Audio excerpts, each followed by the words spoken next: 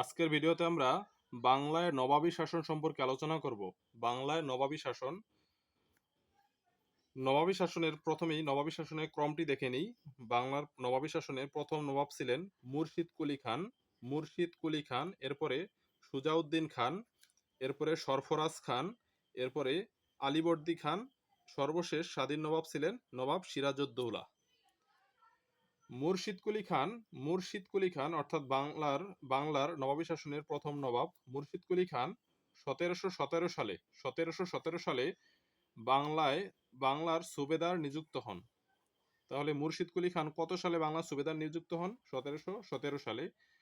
তিনি ছিলেন মুঘল সম্রাট কর্তৃক নিযুক্ত বাংলার শেষ সুবেদার। মুঘল সম্রাট কর্তৃক নিযুক্ত বাংলার শেষ সুবেদার কে? উত্তর হবে মুর্শিদ কুলি খান।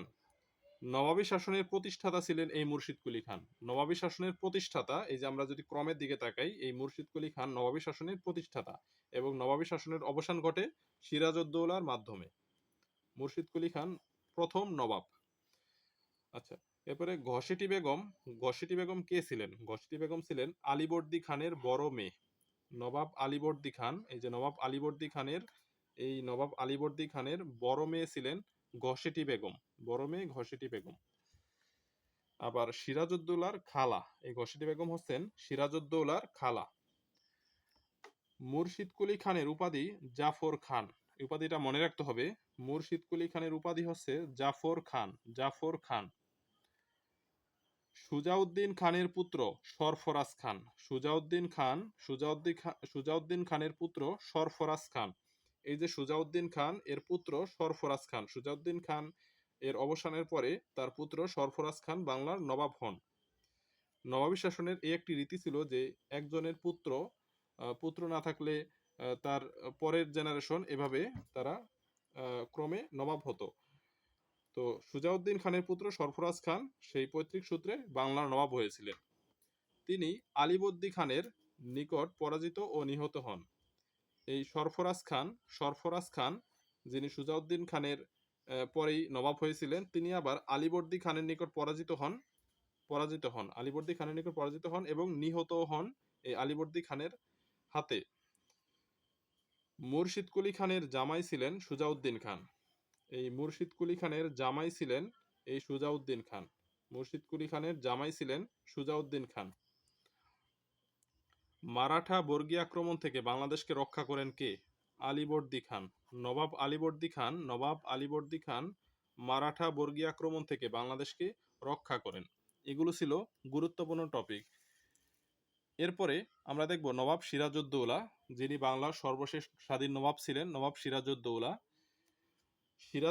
ছিলেন নবাব আলীবর্দী খানের কনিষ্ঠ মেয়ে আমিনা বেগমের পুত্র। সিরাজউদ্দৌলা ছিলেন আমিনা বেগমের পুত্র, নবাব আলীবর্দী খানের কনিষ্ঠ মেয়ে। এই যে নবাব আলীবর্দী খান, তার ছোট মেয়ের নাম হচ্ছে আমিনা বেগমের পুত্র ছিলেন এই সিরাজউদ্দৌলা, কনিষ্ঠ মেয়ে আমিনা বেগমের পুত্র এবং বাংলার শেষ স্বাধীন নবাব। 1756 সালে মাত্র 23 বছর বয়সে তিনি বাংলার নবাব হন।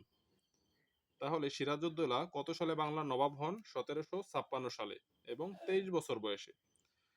1756 সালে ইংরেজদের কাশিমবাজার দুর্গটি দখল করেন সিরাজউদ্দৌলা। তিনি ক্ষমতায় আরোহণের সেই বছরেই 1756 সালেই তিনি কাশিমবাজার দুর্গ দখল করেন এবং দ্রুত কলকাতা জয় করে আলীনগর রাখেন। দ্রুতই তিনি কলকাতা জয় করে ফেলেন এবং আলীনগর নাম রাখেন। 1757 সালে ইংরেজদের সাথে আলীনগর সন্ধি হয়। স্থানের নামই হয়েছে ওই কলকাতার নাম যে আলীনগর, ওই আলীনগর সন্ধি। 1757 সালে ইংরেজদের সাথে এই চুক্তিটা হয় বা সন্ধি হয়। পলাশীর আমবাগানে ভাগীরথী নদীর তীরে, এই নদীটার নাম খুবই গুরুত্বপূর্ণ। পলাশীর আমবাগানে ভাগীরথী নদীর তীরে 1757 সালের 23 জুন তারিখটাও খুবই গুরুত্বপূর্ণ। এই তারিখে সংঘটিত হয় পলাশী যুদ্ধ। পলাশীর প্রান্তরে ভাগীরথী নদীর তীরে। তারিখ হচ্ছে 1757 সালের 23শে জুন। পলাশীর যুদ্ধ সংঘটিত হয়। নবাব পরাজিত হয়ে বন্দী হন। এই যুদ্ধে নবাব সিরাজউদ্দৌলা পরাজিত হয়ে বন্দী হন। অতঃপর মুহাম্মদী বেগ নবাবকে হত্যা করেন। তাহলে নবাবকে হত্যা করেন কে? মুহাম্মদী বেগ। মুহাম্মদী বেগ মুহাম্মদী বেগ নবাবকে হত্যা করেন।